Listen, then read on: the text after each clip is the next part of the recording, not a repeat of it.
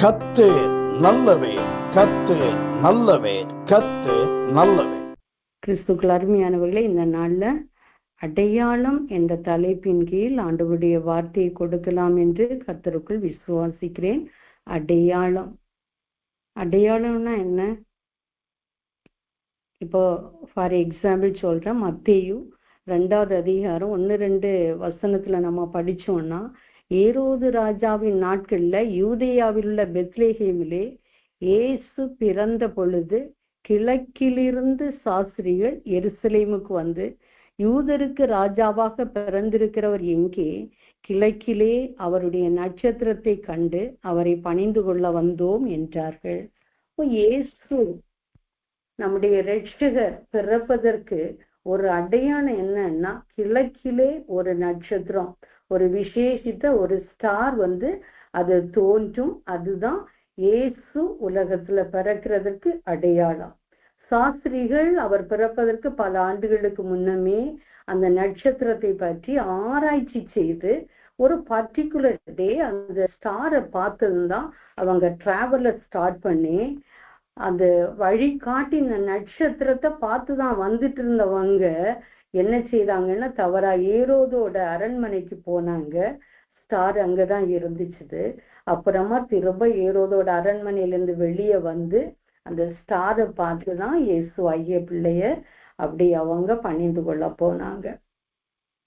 மத்திய 2:7 நம்ம பார்த்தோம்னா, ஏரோது சாஸ்திரிகளை ரகசியமா அழைச்சு கூட நட்சத்திரம் காணப்பட்ட காலத்தை குறித்து அவரிடத்தில் திட்டமாய் விசாரித்து 2:8 பெத்லேஹேமுக்கு அவங்கள சாஸ்திரிகளை என்ன செய்யறான்னா அவன் அனுப்பி, இந்த குழந்தை பிறந்த காலத்தை எதுக்கு அவன் திட்டமா விசாரிக்கிறான்னா, என்னை விட ஒரு பெரிய ராஜாவா அப்படின்னு சொல்லிட்டு அவனுக்கு கோபத்துலதான் கலக்கத்துலதான் அவனை விட ஒரு ராஜா பிறந்திருக்க முடியாது. அப்படி சப்போஸ் இயேசு பிறந்திருந்தாலும் பிறப்பாருன்னு சொல்லிட்டு சாஸ்திரிகள் வந்து ப்ளூ கொடுத்ததுனால நமக்கு எல்லாருக்கும் தெரியும், அந்த 2 வயதுக்குட்பட்ட எல்லா ஆண் குழந்தைகளையும் கொல்வதற்கு இயேசு பிறந்த அந்த நட்சத்திரம் தோன்றிய காலம், இந்த சாஸ்திரிகள் அவன் அரண்மனையில சென்ற அந்த நாட்களை வச்சு அதுக்குள்ளால ஒரு 2 இயர்ஸ் ஓல்டான எல்லா ஆண் குழந்தைகளையும் கொல்றதுக்கு அவன் கட்டளையிட்டான். இதுல அடையாளம் என்னன்னா, இயேசு பிறப்பதற்கு அடையாளமாக ஒரு ஸ்டார், அது விடிவெள்ளி நட்சத்திரம் ஒண்ணு தோன்றிச்சுது. அதுதான் இந்த சாஸ்திரிகளுக்கு இயேசு பிறந்ததற்கு அடையாளமாக அவங்களுக்கு அது வழிகாட்டி கரெக்ட் இடத்துல கொண்டு சேர்த்தது.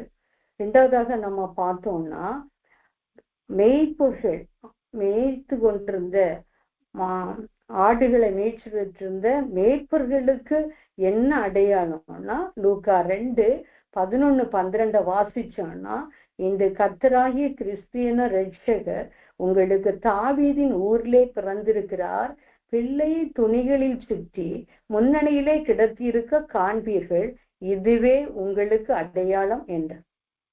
இது தேவதூதன் மேய்ப்பர்கள்ட்ட சொன்ன விஷயம்.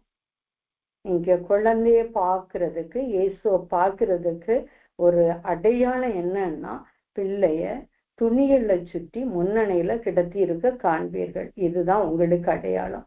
தூதன் சொன்ன வார்த்தையை கேட்டு எந்த வழியும் பிசகாம கரெக்டா அவங்க போய் பெத்லேஹேமுக்கு போய் அந்த முன்னணியில இருந்த பிள்ளைய கரெக்டா பார்த்து அப்படியே அவங்க குழந்தைய அப்ரிஷியேட் பண்ணி துதிச்சுட்டு கரெக்டா வராங்க. மேய்ப்பர்களுக்கும் அடையாளம் கொடுக்கப்பட்டது. சாஸ்திரிகள் அவங்க படிச்ச காரியங்களை வச்சு இயேசு எங்க பிறப்பார், எப்போ பிறப்பார், அவர் பிறப்பின் அதிசயம் என்ன என்பதை குறித்து அவங்க நல்ல உலக ஞானத்தோடு அந்த நட்சத்திரத்தை பார்த்து வந்தாங்க. அவங்களுக்கு நட்சத்திரம்தான் அடையாளம், இவங்களுக்கு துணிகளை சுற்றி முன்னணியில கிடத்தி இருக்கிற அந்த பிள்ளைதான் அடையாளம். லூக்கா 1:20 பார்த்தீங்கன்னா, இதோ தகுந்த காலத்தில் நிறைவேற போகிற என் வார்த்தைகளை நீ விசுவாசியாதபடியால் இவைகள் சம்பவிக்கும் நாள் மட்டும் நீ பேசக்கூடாமல் ஊமையனா இருப்பாய். அப்போ இங்க சகரியாட்ட லூக்கா 1:13 நம்ம பார்த்தோம்னா தூதன் சொல்றாரு, சகரியாவே பயப்படாத, உன் வேண்டுதல் கேட்கப்பட்டது, உன் மனைவியாகிய எலிசபெத் உனக்கு ஒரு குமாரனை பெறுவாள், அவனுக்கு யோவான்னு பேரு போடணும். இது தூதன் சொல்லியாச்சு. ஆனா இவருக்கு பயங்கர டவுட். அதனாலதான் அந்த குழந்தை பிறக்கிறது வரைக்கும் இவர் என்ன செய்வாருன்னா ஊமையனாட்டே இருப்பாரு. அதுதான் ஒரு அடையாளம். தூதன் சொன்ன வார்த்தை அப்படி அவரை கரெக்டா அக்செப்ட் பண்ணியிருந்துன்னா அவர் ஊமையனா இருக்க வேண்டாம். அவரு ஏற்கனவே பேசி ஒவ்வொரு காரியங்களை வெளிப்படுத்தினது மாதிரி இருந்திருக்கலாம். ஆனா இங்க உனக்கு ஒரு குமாரனே உன் மனைவி எலிசபெத் பெறுவாள்னு சொன்னா சகரியா சொல்றாரு 1:18 இதை நான் எதினால் அறிவேன்? என்ன சிம்பல் இருக்கு இதுக்கு? என்ன சிம்டம்? நான் கிழவனா இருக்கிறேன், என் மனைவியும் வயது சென்றவளா இருக்கிறாளே. தேவதூதன் அவனிடம் 1:19 நான் காபிரியேல் தூதன் என்றும் அந்த நற்செய்தியை அறிவிக்கதான் நான் அனுப்பப்பட்டு வந்தேன் அப்படின்னு சொல்லிட்டு தான் தகுந்த காலத்துல நிறைவேற போகிற நான் சொன்ன இந்த வார்த்தைகளை நீ விசுவாசியாதபடியால் என்னன்னா பேசக்கூடாமல் ஊமையனா இருப்பாய். இது சகரியா ஊமையனா இருக்கிறதுனால சகரியாவுக்கு இப்ப புரிஞ்சுட்டு ஓகே, நமக்கு ஒரு குழந்தை பிறக்கும், யோவான்னு நம்ம பேர் போடுறோம். இதுதான் சகரியாவுக்கு கொடுத்த அடையாளம். லூக்கா 2:34 இயேசுவை பற்றி சிமியோன் இயேசுவை கையில ஏந்தி அப்படியே அப்ரிஷியேட் பண்ணி ஆசீர்வதிச்சுட்டு இருக்கும்போது 2:34 ஒரு வார்த்தையை சொல்லுவாரு. மரியாள் யோசேப்பு இருக்கும்போது அநேகருடைய இருதய சிந்தனைகள் வெளிப்படத்தக்கதாக இஸ்ரவேலில் அநேகர் விழுகிறதற்கும் எழுந்திருக்கிறதற்கும் விரோதமாக பேசப்படும் அடையாளமாவதற்கும் இவர் நியமிக்கப்பட்டிருக்கிறார் அப்படின்னு சொல்லிட்டு இயேசுவை பற்றி சிமியோன் சொன்ன அடையாளம். அதாவது இவரை இயேசுவே அநேகர் விழுகிறதற்கும் எழுந்திருக்கிறதற்கும் விரோதமாக பேசப்படும் அடையாளம் ஆவதற்கும் இயேசு நியமிக்கப்பட்டிருக்கிறார். அநேகருடைய இருதயத்தின் சிந்தனைகள் இவர் பிறப்பின் மூலமாக வெளிப்பட போகிறது. என்ன சிந்தனைகளோட இருக்கிறாங்க அப்படின்னு சொல்லிட்டு சிமியோன் இயேசுவை குறிச்சு ப்ராஃபட்டிக்கலா இயேசு அடையாளம் ஆவதற்காக நியமிக்கப்பட்ட சைல்டுன்னு உள்ளதை அவர் உறுதிப்படுத்துகிறார். ஏசாயா 37:30 நம்ம வாசிக்கும் போது அதுக்கு முந்தின வசனங்கள் எல்லாம் 37, 21 29 வரைக்கும் நம்ம படிக்கும்போது தேவன் எசேக்கியாவிட்ட பல காரியங்களை ஏசாயா தீர்க்கதரிசி மூலமா சொல்றார். இந்த சம்பவம் என்னன்னா, சனகரிப் அசீரியா ராஜா இஸ்ரவேலின் தேவனுக்கு விரோதமாகவும் எசேக்கியா ராஜாவுக்கு விரோதமாகவும் நிறைய காரியங்களை யூத பாஷையிலேயே அவரோட ரப்சாக்கே இவங்க எல்லாமே கொக்கரிச்சுட்டே சொல்லுவாங்க. யூத ஜனங்களை மன்னமடிவாக்க இவரு எசேக்கியா உங்களை ரட்சிக்க முடியாது, சனகரிப்பின் கைக்கு எந்த ராஜாவது அவருடைய ஜனங்களை ரட்சித்தது உண்டா, நிறைய விஷயங்களை எல்லாம் சொல்லுவாரு. எசேக்கியா ராஜா ரொம்ப கஷ்டத்தோட இருக்கிறாரு. ஏசாயா தீர்க்கதரிசி அனுப்பி ஆண்டவர் அவரை தைரியம் மூட்டினாலும் இவருக்கு கொஞ்சம் நம்பிக்கையில கொஞ்சம் பெசகிதான் இருந்தாரு. ஆண்டவர் வெளிப்படுத்துகிறார், ஒரு அடையாளத்தை கொடுத்து ஏசாயா 37:30 உனக்கு அடையாளமா இருப்பது என்னவென்றால், ஏன்னா அந்த சனகரிப் உன் தேசத்துல வரமாட்டான், உனக்கு எந்த காமும் செய்ய மாட்டான், தேவன் உன்னோட இருப்பாரு, அவனோட எல்லா யுக்திகளையும் ஆண்டவர் தாறு மாறாக்குவார் எல்லாம் ஏசாயா சொல்றாரு. அந்த அதிகாரத்தை நம்ம வாசிக்கும் போது தெரியும். ஏன்னா எசேக்கியா ராஜாவுக்காக ஆண்டவரே ஒரு தூதனை அனுப்புவாரு. சனகரிப்பின் ஜனங்களை மடங்கடிக்க கர்த்தர் தூதனை அனுப்பினாரு. அதுக்கு இவனுக்கு ஒரு அடையாளத்தை கொடுக்கிறாரு. என்னன்னா, உனக்கு அடையாளமா இருப்பது என்னவென்றால், அந்த சனகரிப் உன் தேசத்துல வந்து உன்னை கஷ்டப்படுத்தாம இருக்கிறதுக்கு இது ஒரு அடையாளம். என்னன்னா, இந்த வருஷத்துல தப்பி பயிராகிறதையும் 2ஆம் வருஷத்துல தானாய் விளைகிறதையும் சாப்பிடுவீர்கள். 3ஆம் வருஷத்திலோ விதைத்து அறுத்து திராட்சை தோட்டங்களை நாட்டி அவைகளின் கனிகளை புசிப்பீர்கள். அப்ப எசேக்கியாவுக்கு இந்த அடையாளம். எப்பா, அவன் வந்து உன் மேல மோத முடியாது, உன் ஜனங்களை அவன் கொலை செய்ய முடியாது, அவனுடைய தூஷணமான காரியங்கள் எல்லாம் நீ நம்ப வேண்டான்னு எசேக்கியா இவரை தட்டி கொடுத்து இவரை வெள்ளப்படுத்துகிறாரு. வெள்ளப்படுத்திட்டு ஆண்டவரால கொடுக்கப்பட்ட வார்த்தைகளை இது அவர் சொல்றாரு. உனக்கு அடையாளம்னா நடக்கக்கூடிய காரியத்தை பாரு. இந்த வருஷம் தப்பி பயிராகிறத சாப்பிடுவீங்க. 2ஆம் வருஷத்துல தானாய் உனக்கு விளைவு இருக்கும். 3ஆம் வருஷத்துல விதைப்பீங்க, அரிப்பீங்க, திராட்சை தோட்டங்களை நாட்டி அந்த கனிகளை புசிப்பீங்க. இது சன்னகரிப் எசேக்கியா ராஜாவுக்கு விரோதமாக வந்துருவான்னு சொல்லிட்டு எசேக்கியா நினைக்கிறதுக்கு அவன் காரியம் அப்படி நடக்காது. உனக்கு கர்த்தர் இந்த காரியங்கள் எல்லாம் செய்யறது உனக்கு ஒரு அடையாளம்னு அவருக்கு இந்த விஷயத்துல சொல்றாரு. 2வது 38:22 எசேக்கியா கேட்பாரு.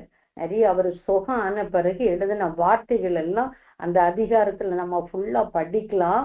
வியாதிப்பட்டிருக்கும் போது வீட்டு காரியத்தை ஒழுங்குபடுத்துன்னு சொல்லிட்டு ஏசாயா தீர்க்கதரிசிட்டு ஆண்டவர் அனுப்பி விட்ட செய்தியை சொல்லும் போது இவன் சுவர்புறமாக திரும்பி அழுதுட்டே இருப்பாரு. அப்போ நான் உத்தமனா இருந்தேன், ஆண்டவருக்காக வைராக்கியம் பாராட்டினேன், சடித்தியா தேவாலயத்தை சுத்தம் பண்ண எல்லா காரியத்தையும் அவர் சொல்லி அள்ளும் போது ஆண்டவர் ஏசாயா தீர்க்கதரிசி திரும்ப அனுப்பி இவருக்கு ஆயுள் காலத்தை கொஞ்சம் கூட 15 வருஷம் கூட்டி கொடுக்கிறாரு.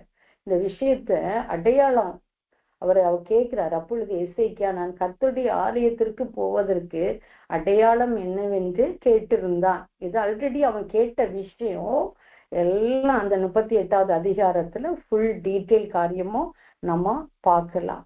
என்ன அடையாளம்னா, இங்க இதோ 38:7-8 நம்ம வாசிப்போம்னா, இவன் சுகாகி ஆலயத்திற்கு போனதற்கான அடையாளம், இவனுக்கு சுகம் கிடைக்கும் என்பதற்கான அடையாளம் என்னன்னா, இதோ ஆகாசுடைய சூரிய கடியாரத்தில் பாகைக்கு பாகை இறங்கின சாயை 10 பாகை பின்னிட்டு திருப்புவேன் என்றார். உனக்கு சுகம் ஆகிறதுக்கு இதுதான் ஒரு அடையாளம். முன்னோக்கிதான் போகணும். ஆனா இது 10 பாகை என்ன ஆகுதுன்னா பின்னிட்டு தான் ஆண்டவர் திருப்ப போறாரு. தாம் சொன்ன இந்த வார்த்தையின்படி கர்த்தர் செய்வார் என்பதற்கு இது கர்த்தரால் உனக்கு அடையாளமா இருக்கும் என்று சொல்லுகிறார். இது ஆண்டவர் ஏசாயா தீர்க்கதரிசி மூலமா இந்த சூரிய கடியாரத்தை நீ பார்த்தீன்னா பாகைக்கு பாகை இறங்கி அது பின்னிட்டு திரும்புறதுதான் உனக்கு சுகம் ஆகுறதுக்கும் நீ ஆலயத்திற்கு போகிறதுக்கும் அடையாளம்னு ஆண்டவர் சொல்லுகிறாரு த்ரூ ஏசாயா தீர்க்கதரிசி மூலமாக. அப்படியே எசேக்கியா ராஜாவுக்கு சுகம் கிடைக்கிறது. 15 வருஷம் கர்த்தர் கூட்டி கொடுக்கிறாரு. சுகம் ஆனது அவர் அந்த 38வது அதிகாரத்துல கர்த்தர் செய்த நன்மைகளை அப்படி பட்டியலிட்டே அவர் பேசிட்டே இருப்பாரு. அடுத்த அடையாளம் 1 சாமுவேல் 10:7 வசனத்துல நீங்க படிச்சீங்கன்னா நம்ம பார்த்தோம்னா, இந்த அடையாளங்கள் உனக்கு நேரிடும் போது சமயத்துக்கு ஏற்றபடி நீ செய், தேவன் உன்னோட இருக்கிறார்.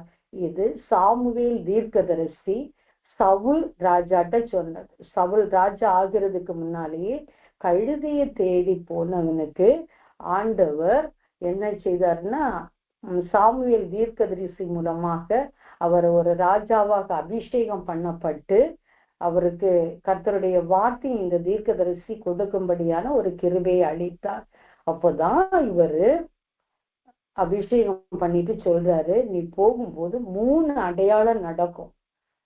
அதாவது கொஞ்சம் கூட கன்ஃபார்ம் பண்றாரு, இன்னும் இவனை கொஞ்சம் பலப்படுத்துறாரு. கழுதையை தேடி வந்தவனுக்கு இப்ப எப்படி அவன் அஸ்டானிஷ் ஆகியிருப்பான். என்ன, நான் கழுதையை தேடி வந்து என்ன பிடிச்சு தீர்க்கதரிசி சாப்பாடும் தந்து கொழுமையான ஆகாரத்தையும் தந்து என்னை இப்போ அபிஷேகம் பண்ணி நான் ராஜான்னு சொல்றாருன்னு சொல்லிட்டு, அதனால இவனுக்கு 3 அடையாளத்தை கொடுக்கிறாரு. 1 சாமுவேல் 10:1-6 வரை நம்ம வாசித்தோம்னா அது கிளியரா நமக்கு தெரியும்.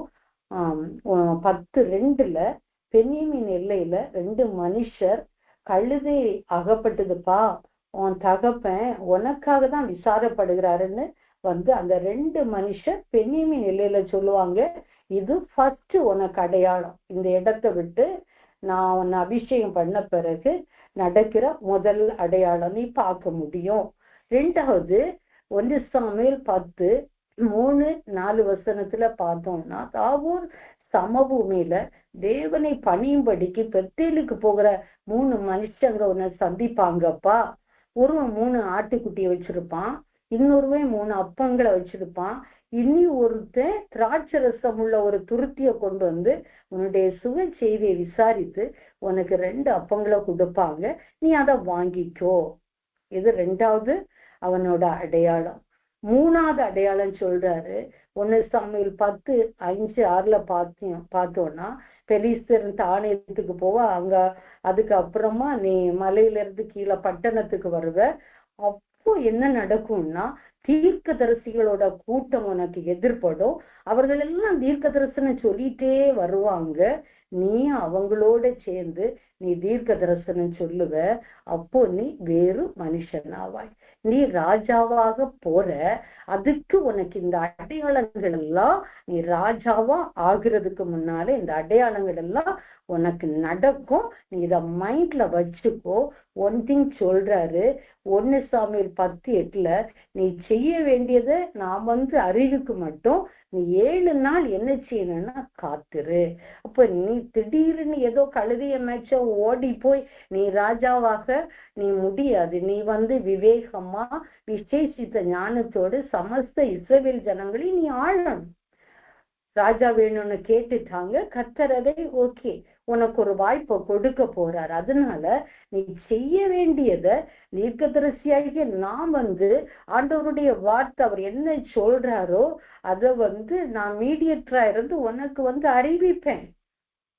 நாட்டுல எப்படி நீ நாட்டு மக்களை ஜனங்களை வழி நடத்தும் எல்லா காரியங்களையும் அறிவிக்க மட்டும் 7 நாள் காத்துரு. இந்த 3 அடையாளம் உனக்கு சம்பவிக்கும். ஆனா நீ செய்ய வேண்டியது 7 நாள் காத்திருக்கணும். ஆனா அவன் காத்திருக்கல, எண்ணி துணிஞ்சு அவன் சர்வாங்க தகன பலிகளை தீர்க்கதரிசி செய்ய வேண்டியதை அவனே செய்துட்டான்.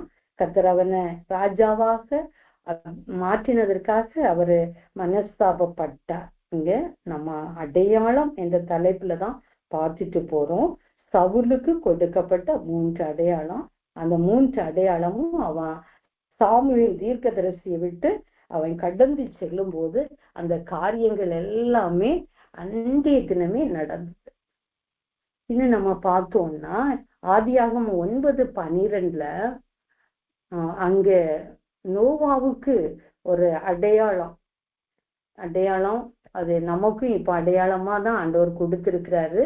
அன்றியும் தேவன் எனக்கும் உங்களுக்கும் உங்களிடத்தில் இருக்கும் சகல ஜீவ ஜந்துக்களுக்கும் நித்திய தலைமுறைக்கென்று நான் செய்கிற உடன்படிக்கையின் அடையாளமாக ஆதியாகமம் 9:13 நான் என் வில்லை மேகத்தில் வைத்தேன், அது எனக்கும் பூமிக்கு உண்டான உடன்படிக்கைக்கு அடையாளமா இருக்கும். ஆண்டவருடைய அந்த வில் மழை பெய்யறதுக்கு முன்னால வானவில் ஒண்ணு தோன்றும், அத மேகத்துல ஆண்டவர் வச்சிருக்கிறாரு. இப்பவும் அப்படிதான் நிறைய ஃப்ளட் எல்லாம் வரும்னு நம்ம யோசிப்போம். ஆண்டவர் அந்த வானத்துல வச்சிருக்கிற வானவில்ல அவர் நோக்கி பார்த்து அன்னைக்கே சொல்லிட்டாரு, இனி நான் மனுஷன் நிமித்தம் பூமியை சபிப்பதில்லை. ஆதியாகமம் 8:21 ஆண்டவர் சொல்லுவாரு. என்னே ஆதியாகமம் 9:11 மாம்சமானவைகள் எல்லாம் ஜல பிரளயத்தினால் சங்கரிக்கப்படுவதில்லை என்றும் பூமி அடிக்க இனி ஜல பிரளயம் உண்டாவதில்லை என்று உங்களோடு உடன்படிக்கை ஏற்படுத்துகிறேன் என்றார். இது நோவாட்ட ஆண்டவர் சொன்ன காரியம் இப்பவும் இந்த அடையாளம் வானவில் மழை பெய்யறதுக்கு முன்னால வானத்துல தோன்றும் போது ஆண்டவர் இன்றைய கால இஸ்ரவேலராகிய நம்ம ஆண்டவருடைய நாமத்தை தரிக்கப்பட்ட நமக்கு அடையாளமாக அதே வானவில்ல இப்பவும் ஆண்டவர் நமக்கு அடையாளமாக கொடுத்திருக்கிறார். யாத்திராகமம் 13:9 பார்த்தோம்னா, நியாயப்பிரமாணம் வாயில் இருக்கும்படி கையில அடையாளம். யாத்திராகமம் 13:16 பலத்த கையினால எகிப்திலிருந்து ஆண்டவர் புறப்பட பண்ணினார், இது உன் கையில் அடையாளம். ஆண்டவர் அத 13 அதிகாரத்தை நான் ஷார்ட்டா சொல்லிட்டு போறேன். ஃபுல்லா நம்ம வாசித்தோம்னா சந்ததிகளுக்கு இப்போ மூசையே யோசுவாவே இப்போ உங்களுக்கு நான் செய்கிற காரியங்கள் எப்படி எல்லாம் தேவன் வழி நடத்தின விதங்கள், அந்த பஸ்காவை ஆசரிக்க சொன்ன நியமங்கள் எல்லாம் நீங்க கண்கூடா நான் சொல்றத கேட்டு பார்த்து செய்றீங்க. ஆனா ஃபியூச்சர் ஜெனரேஷன் இது என்னன்னு அறிஞ்சுக்கிறதுக்கு நியாய பிரமாணம் எப்பவும் வாயில் இருக்கணும், உங்களுக்கும் இருக்கணும், உங்க சந்ததிக்கும் இருக்கணும். அதை விட்டு வழி விலக கூடாது, இடது பக்கமும் வலது பக்கமும் நீங்க மாறக்கூடாது. இது உங்க கையில என்னைக்கும் அடையாளமா இருக்கணும். எப்படி ஒரு பலத்த சேனைய ஏத்தியருடைய சேனைய அவங்க செங்கடல்ல தேவன் இவர்களுக்காக அப்படியே ஒரு திரி அணைகிறது போல செங்கடலை அணைச்சிட்டாரு பலத்த கையினால. எப்படி தேவன் இவர்களை அக்கறைப்படுத்தி அவர் சொன்ன கானான் தேசத்துக்கு கொண்டு வந்தார். அவ்வளவு பெரிய ஜாதியாகி ஏத்தியருக்கு ஆண்டவர் எதிரடியாக இருந்தார். இது வருங்கால சந்ததியும் அறியப்படுவதற்கு இதுவும் உனக்கு அடையாளம். இந்த பஸ்காவை நீங்க ஆசரிக்கிறதுக்கு வருகிற ஜெனரேஷனுக்கும் இது அடையாளமா இருக்கணும். நியாயப்பிரமாணம் வாயை விட்டு நீங்க கூடாது, கையில அடையாளமா கட்டிக்கோங்கன்னு சொல்லிட்டு ஆண்டவர் கிளியரா அந்த 13 அதிகாரத்தை நம்ம வாசிக்கும் போது ஒன்னுனையும் சொல்லி வச்சிருக்கிறாரு. அடையாளம் அடையாளம் இருந்தாதான் தெரியும் நமக்கு. நம்ம இப்போ ஃபார் எக்ஸாம்பிள் விழுறோம், காயம் படுது, அந்த காயம் புண்ணு ஆறும், ஆனா அந்த வடு இருக்கும் இல்லையா? அந்த வடுவை பார்க்கும்போது அந்த அடையாளத்தை பார்க்கும்போது ஓகே அது எப்போ 2013 விழுந்தேன் அந்த அடையாளம் அப்படின்னு சொல்லுவோம். ஸோ இதுவும் இந்த காரியங்கள் எல்லாம் ஆண்டவர் தன்னுடைய ஜனங்களுக்கு செய்தத அவர் கண்கூடா அவருடைய கிரியைகள்ல அவருடைய வல்லமைய அவருடைய மகிமைய பார்த்த ஜனங்கள் தவிர இன்னும் வரக்கூடிய ஜெனரேஷன் இவங்க பண்ற ஆசரிக்கிற இந்த காரியங்களை அவங்களுக்கும் இம்பார்ட் பண்ணணும், அது அவங்களுக்கும் ஒரு அடையாளமா இருக்கணும் அப்படின்னு சொல்லிட்டு ஆண்டவர் அதற்காக இந்த அடையாளத்தை இஸ்ரவேல் ஜனங்கள் மீட்கப்பட்ட ஜனங்கள் தலைவர்கள் அவர்களுடைய சந்ததியார் அனுசரிக்கும்படியாக அந்த 2 அடையாளத்தை கொடுக்கிறார். ஏசாயா 66:19 நான் அவர்களில் ஒரு அடையாளத்தை கட்டளையிடுவேன், அவர்களில் தப்பினவர்கள் என் கீர்த்தியை கேளாமலும் என் மகிமையை காணாமலும் இருக்கிற ஜாதிகளின் தேசங்களாகிய தர்ஷீசுக்கும் வில்வீரர் இருக்கிற பூலுக்கும் லூதுக்கும் தூபாலுக்கும் யாவானுக்கும் தூரத்திலுள்ள தீவுகளுக்கும் அனுப்புவேன். இங்க ஏசாயா 66 அதிகாரம் ஃபுல்லா நம்ம படிச்சோம்னா அந்த 16 இருக்கு. கர்த்தர் அக்கினியாலும் தமது பட்டயத்தாலும் மாம்சமான எல்லாரோடும் வழக்காடுவார், கர்த்தரால் கொலையுண்டவர்கள் அநேகராய் இருப்பார்கள்.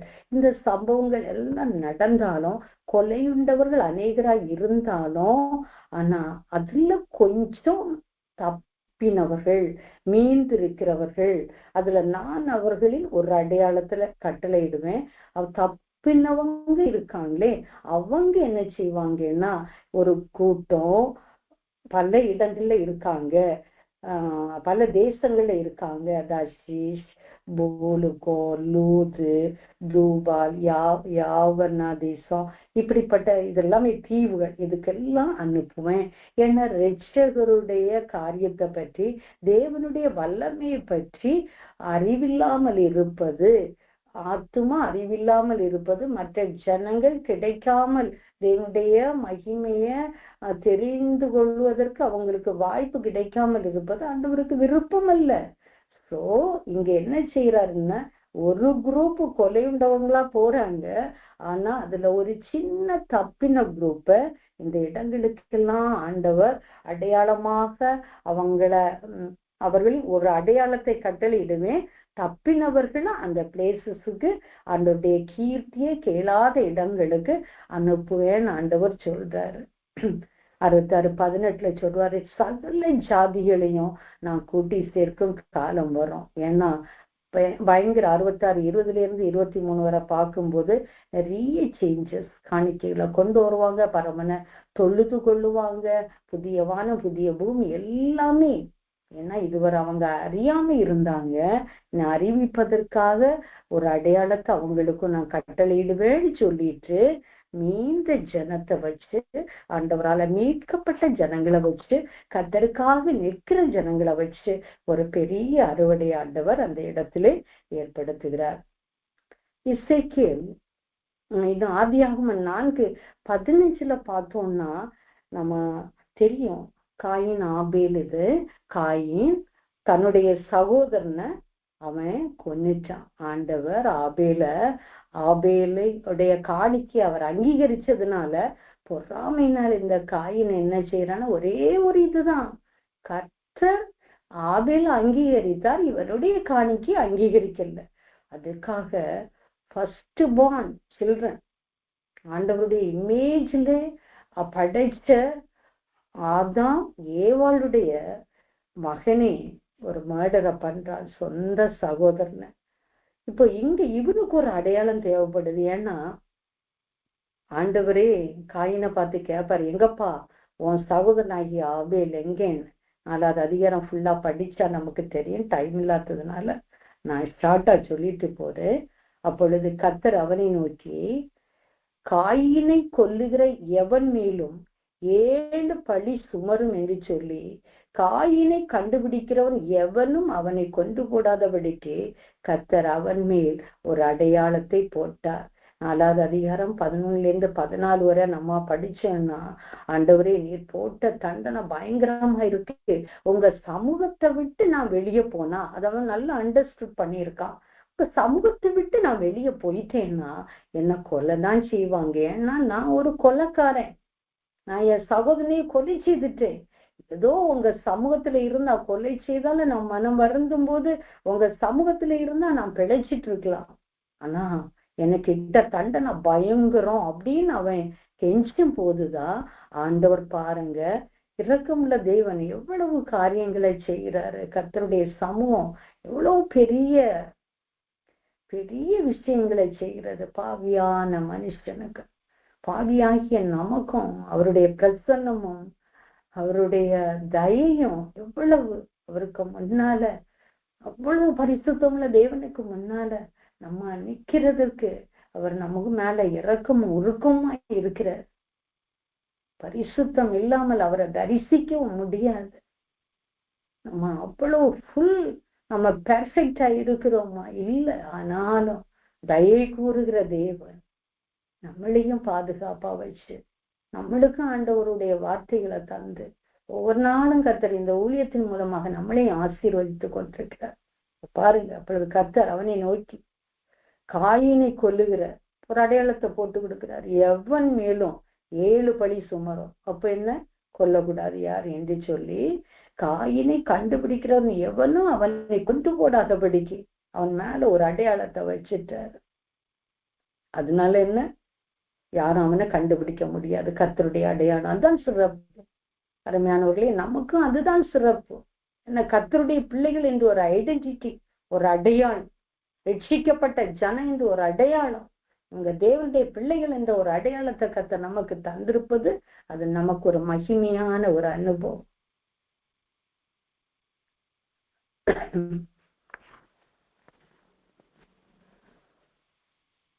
எசேக்கியேல் 9வது அதிகாரம் 4வது வசனத்தை நம்ம பார்த்தோம்னா, கர்த்தர் அவனை நோக்கி, நீ எருசலேம் நகரம் எங்கும் உருவ போய் அதற்குள்ளே செய்யப்படுகிற சகல அருவருப்புகளின் நிமித்தமும் பெருமூச்சு விட்டெழுகிற மனுஷரின் நெற்றிகளில் அடையாளம் போடு என்றார். எசேக்கியேல் தீர்க்கதரிசியோட புஸ்தகத்துல நியாய தீர்ப்பு தேவனுடைய வீட்டுல இருந்து துவங்கும்னு இருக்குது பேதுருல. அப்போ ஆண்டவர் முதல்ல தூதனை கூப்பிட்டு சொல்லுவாரு, தூப கலசத்தை எடுத்துட்டு போப்பா, நீ போய் தேசத்தோட அருவருப்புகளை பார்த்து ஒரு குரூப் நல்லா அழுது பெருமூச்சு விட்டு அழுது அந்த மனுஷரோட நெற்றியில போய் அடையாளத்தை போடு.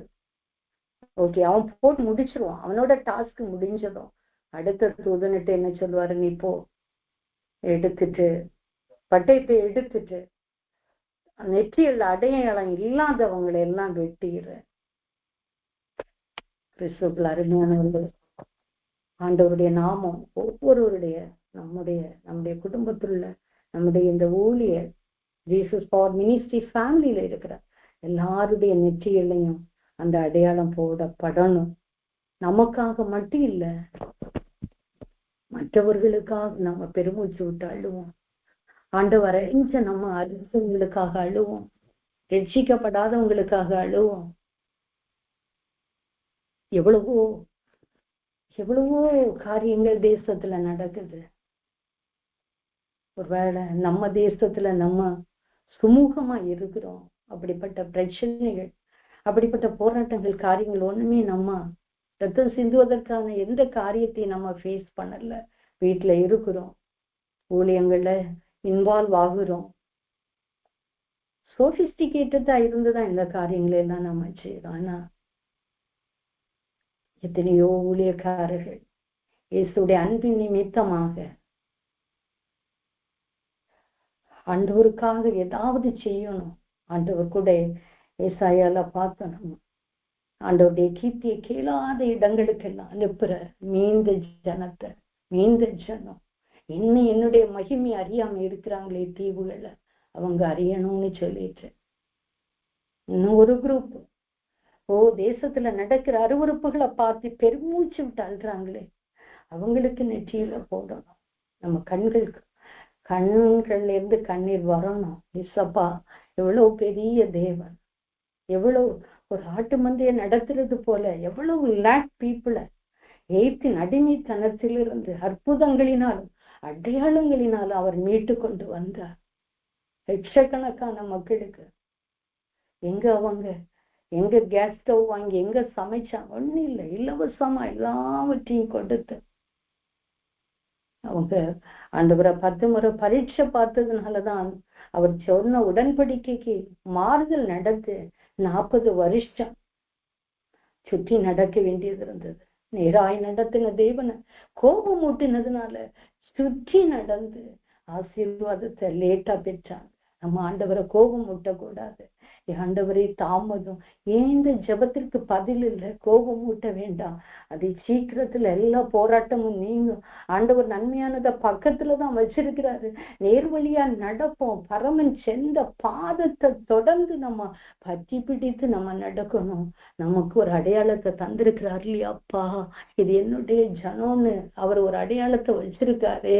அவரு சொன்னார் இல்லையா, வலது பக்கத்துல நிக்கிறவர்களை பார்த்து கர்த்தரால் ஆசீர்வதிக்கப்பட்டவங்களே, நீங்க பசியா இருந்த வேளை பசியை ஆற்றினீங்க, தாகமா இருந்த வேளை தாகத்தை தீர்த்தீங்க, வியாதியா இருந்த வேளை பார்க்க வந்தீங்க, காவலில் இருந்து விசாரிக்க வந்தீங்க. உங்களுக்குன்னு ஒரு அடையாளம், உங்களுக்குன்னு ஒரு அடையாளம். என்ன தேசத்துல நடக்குது அருவருப்பு. நம்ம சகோதர சகோதரிகள் கொல்லப்படுகிறார்கள். ஏதோ புற மதத்துல ஒருத்தனை கொலை செய்து அந்த பெரிய இஷ்யூவா பேசுறாங்க. இங்க நூற்றுக்கணக்கான ஆயிரக்கணக்கான மக்களை கிறிஸ்துவுக்கு பிள்ளைங்கன்னு உள்ள நாமத்தை தரிச்சிருக்கவங்கள அந்த அடையாளத்தை அவங்க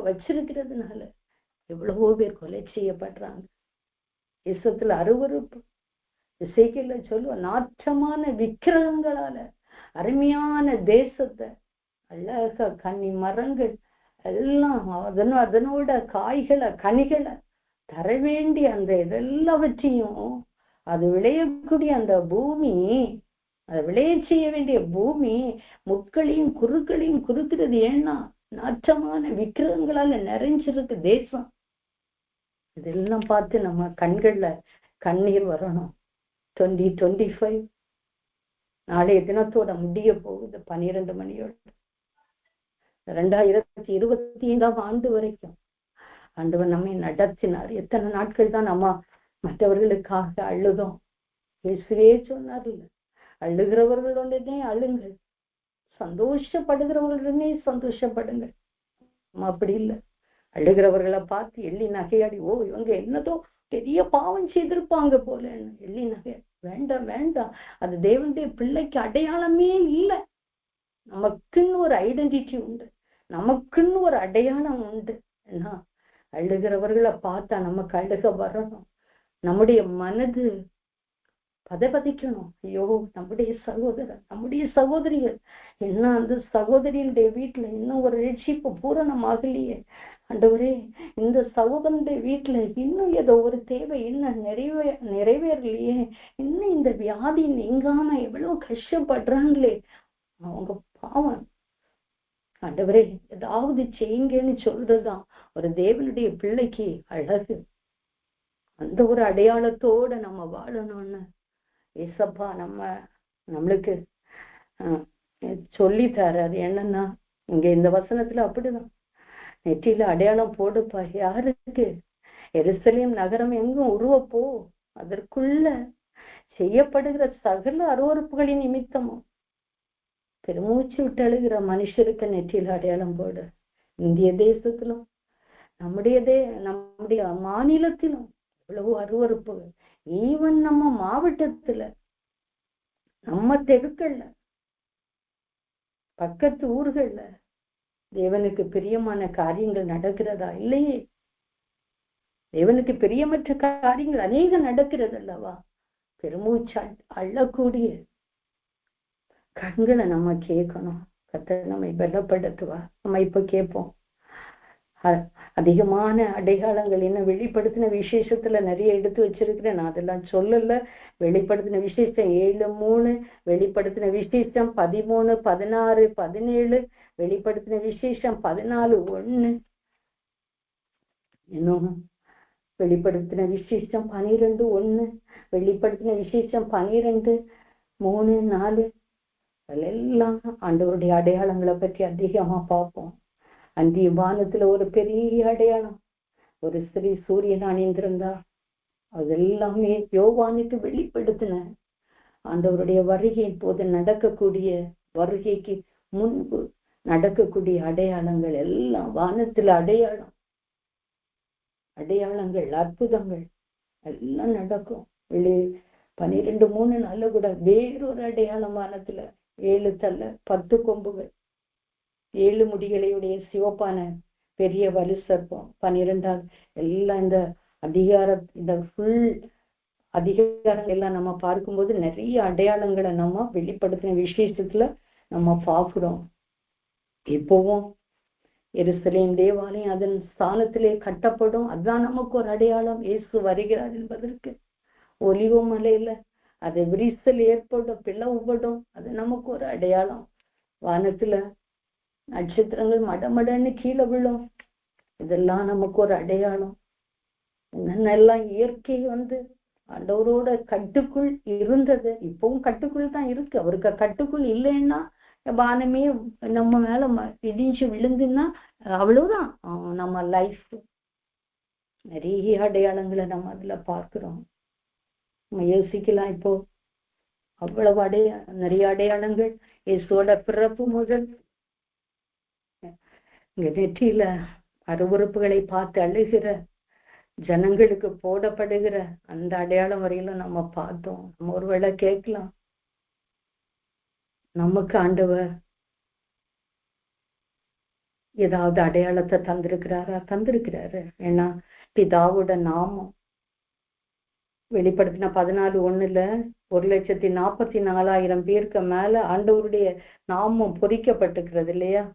நம்ம நெற்றிகளையும் என் மக அப்படின்னு சொல்லிட்டு ஆண்டவர் போட்டுக்கிறாரு. என் குடும்பம், ஏன்னா அவருடைய இரத்தத்தால கழுகப்பட்ட ஒவ்வொருவருடைய நெற்றிகளையும் அவருடைய நாமம் தரிக்கப்பட்டிருக்கிறது. அதனாலதான் நம்ம எங்கேயாவது போனா கேட்கிறாங்க இல்ல, ட்ரெயின்ல நம்ம பிரயாணப்படும் போதோ வெளியே பிரயாணப்படும் போதோ நீங்க கிறிஸ்டியனான்னு கேக்குறீங்கன்னா நமக்கு தெரியல. ஆனா ஆண்டவர் நமக்கு ஒரு அடையாளத்தை போட்டிருக்கிறாரு. அதுதான் அடையாளம். ஏன்னா ஆண்டவருடைய இரத்தத்தினால கழுகப்பட்டிருக்கிறோம். அவருடைய ஆவி என்னும் அச்சாரத்தை நம்ம பெற்றுக்கிறோம், முத்திரையை பெற்றுக்கிறோம். ஊழியம் செய்யறவங்களுக்கு ஒரு அடையாளத்தை போட்டிருப்பாரு, செய்யாதவங்களுக்கும் உள்ள ஒரு வித்தியாசம், அது ஒரு அடையாளம்.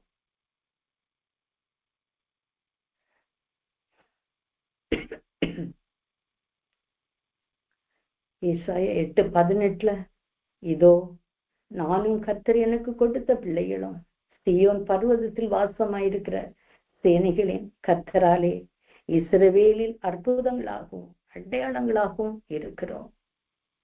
ஏசாயா அழகாக சொல்றார், இதோ நானும் கர்த்தர் எனக்கு கொடுத்த பிள்ளைகளும் சீயோன் பர்வதத்தில் வாசமாயிருக்கிற சேனைகளின் கர்த்தராலே இஸ்ரவேலில் அற்புதங்களாகவும் அடையாளங்களாகவும் இருக்கிறோம். அருமையானவர்களே, இந்த இணைப்பில் இணைந்திருக்கிற ஒவ்வொருவரையும் இயேசுவின் வல்லமை ஊழியத்திலே ஆண்டவர் ஒவ்வொரு அடையாளங்களாக வைத்திருக்கிறார். இப்போ ஹெல்லியம்மா சிஸ்டர் நம்ம பார்த்தோம்னா, பாஸ்டர் வர முடியாதுன்னு சொன்னா அது நம்ம லெகுவான காரியம் இல்லை. அப்படி அவங்க இன்னைக்கு வர்ஷிப் நடத்தி ஜெப நடத்தலான்னு இருக்கும்போது பாஸ்டர் வராட்டா உடனே அந்த டைம்ல அவங்க அந்த இடத்த அவங்க ஃபுல்ஃபில் பண்றாங்க. அது ஆண்டவர் அவங்களுக்கு ஒரு நல்ல, அப்படி நமக்கு ஒரு அடையாளம் என்னன்னா, ஓகே பாஸ்டர் சப்போஸ் வராட்டாலும் சிஸ்டர் அந்த இடத்த ஃபில் பண்ணிடுவாங்க. அவங்களுக்கு கர்த்தர் கொடுத்திருக்கிற ஒரு விலையேற பெற்ற அபிஷேகம். அதே மாதிரிதான் நிறைய சகோதரிகள், எல்லாரையும் பேர் சொல்லிட்டே இருந்தா சொல்லலாம், இந்த ஊழியத்திலையும் ஜெபம் நடத்துறது, எல்லாரையும் வெல்கம் பண்றதுனாலும் சரி, ஒவ்வொரு பார்ட்டி எடுத்து பண்ற ஒவ்வொரு மேலையும் ஆண்டவர் அடையாளத்தை வச்சிருக்கிறாரு. இன்னைக்கு ரட்சகர் பிறக்கும் போது கிழக்கிலே ஒரு நட்சத்திரம் அடையாளம். மேய்ப்பர்களுக்கு துணியில பிள்ளையை சுற்றி முன்னணியில கிடைத்திருக்கிறது அவங்களுக்கு அடையாளம். நம்முடைய பிள்ளைகளையும் கர்த்தர் இஸ்ரவேலே, நம்முடைய தமிழ்நாட்டிலே, இந்த தூர தேசத்துல இருந்து கேட்டீங்கன்னா அந்த இடத்திலே கர்த்தர் அற்புதங்களாகவும் அடையாளங்களாகவும் வைத்திருக்கிறார். ஏன்னா கர்த்தருக்கு பயந்து நடுங்கும் போது, வேத வசனத்திற்கு பயந்து நடுங்கி கர்த்தருக்கு பிரியமாக வாழும்போது நிச்சயமாகவே நம்மை அறியாமலே நம்முடைய நெற்றிகளிலே ஆண்டவருடைய நாமம் பொறிக்கப்பட்டிருக்கிறது. அபிஷேகத்தை பெற்றிருக்கிறீங்களா? அது ஒரு அடையாளம். அபிஷேகம் இல்லாதவர்களுக்கும் இருக்கிறவங்களுக்கும் ஒரு வித்தியாசத்தை கர்த்தர் ஏற்படுத்தி நம்மை ஒரு அடையாள சின்னமாக எடுத்து கர்த்தர் பயன்படுத்துகிறார். அருமையான நேரத்திலே தேசத்தின் நடுவிலே நம்முடைய சந்ததியும் சந்தானமானது அறியப்பட்டிருக்கும் என்று கர்த்தர் சொல்லுகிறார். அது ஒரு அடையாளம். கர்த்தர் நமக்கு கொடுத்திருக்கிற பிள்ளைகளையும் கர்த்தர் அப்படியே அற்புதங்களாகவும் அடையாளங்களாகவும் நம்மையும் இந்த ஊழியத்தில் இருக்கிற ஒவ்வொருவரையும் கர்த்தர் அப்படியே மாற்றுவாராக. கர்த்தருக்காக வல்லமையாக எழும்பி எதையாவது நம்மளால நமக்கு ஆண்டவர் தந்திருக்கிற அவன் திராணிக்கத்தக்கதாக தான் 5, 3, 1 ஆண்டவர் கொடுத்தாரு. 5, 2, 1 கொடுத்தாரு ஆண்டவர் தாளத்தை. அவனவன் திராணிக்கத்தக்கதாக. ஒருத்தங்க செய்யறது இனி ஒருத்தங்க செய்ய முடியாது. ஆனா நம்ம ஒவ்வொருத்தங்களுக்கும் யூனிக்கா கொடுப்பாரு. பாஸ்டருக்கு கொடுத்திருக்கிற ஒரு தன்மை அது வித்தியாசம். அவரோட சன்னுக்கு கொடுத்திருக்கிறது இனி ஒரு டைப்பு. அது மாதிரி இந்த ஊழியத்துல பொறுப்பாளராக இருக்கிறவங்க ஒவ்வொருத்தருக்கும் கொடுக்கறத ஒவ்வொரு கிருபையை கொடுத்து ஆண்டவர் பயன்படுத்தி வருகிறார். நம்மை ஆண்டவர் பயன்படுத்துவார். அவர் நம்மை அடையாளப்படுத்தி மற்றவர்கள் மத்தியிலே என் சம்பத்து, என் மகன், என் குடும்பம்னு சொல்லிட்டு கர்த்தர் ஒவ்வொரு குடும்பத்தையும் மாற்றுவாராக. ஸ்தோத்திரம். ஆண்டோடைய நாமம் மகிமையடையட்டும். ஆண்டோடைய நாமம் மாத்திரம் மகிமையடையட்டும். ஒரே ஒரு நிமிஷம் ஒரு சின்ன ஜெபம். அன்பு தகப்பனே, இந்த நாளிலும் ஆண்டவரே கர்த்தர் எனக்கு காண்பித்த காரியங்களை ஆண்டவரே இந்த நேரத்துல நீங்க நான் கொடுக்கும்படி கிருபை செஞ்சீங்கப்பா. பல தடைகள் ஒருவேளை தாமதமாகி இருக்கலாம், ஆனாலும் கர்த்தர் இந்த நாளை ஆண்டவரே நினைவுக்கு வந்து அடிமை மூலமாக இதை ஆண்டவரே இந்த இயரோட லாஸ்ட் டே அப்பா, எங்க ஊழியத்துல இது ஒரு லாஸ்ட் மெசேஜா இருக்கலாம். ஆனா புதிய வருஷத்துல புதிய பொலிவோடு கர்த்தர் ஒவ்வொருவரையும் எடுத்து பயன்படுத்தி பெரிய காரியங்களை செய்ய போகிறீரப்பா. ஸ்தோத்திரம். இந்த வார்த்தையை கேட்ட ஒவ்வொருவரையும் கர்த்தர் பலப்படுத்துங்கப்பா. பலவிதமான அடையாளங்களை நாங்கள் பார்த்தோம். ஆனா எங்களையே நீர் அடையாளமாக இஸ்ரவேலிலே, தமிழ்நாட்டிலே எங்களை அடையாளங்களாகவும் அற்புதங்களாகவும் நீர் வைத்திருக்கிறதை மறவாமல் ஒவ்வொரு நாளும் நினைத்து அதிகமாய் வேதத்திற்கு முக்கியத்துவம் கொடுத்து வார்த்தையினால எங்களை சுத்திகரித்து, நம்முடைய இரத்தத்தினால எங்களை சுத்திகரித்து, அதனுடைய பரிசுத்த ஆவியின் அபிஷேகத்தினால எங்களை சுத்திகரித்து நாங்கள் சுத்தமாய் பரிசுத்தருக்கு முன்பாக நிற்க பாத்திரவான்களாக மாற்றுங்க. குறைகளை மன்னிங்க. இயேசுவின் நாமத்தில் ஜெபிக்கிறோம். ஜெபங்களை நல்ல பிதாவே, ஆமென்.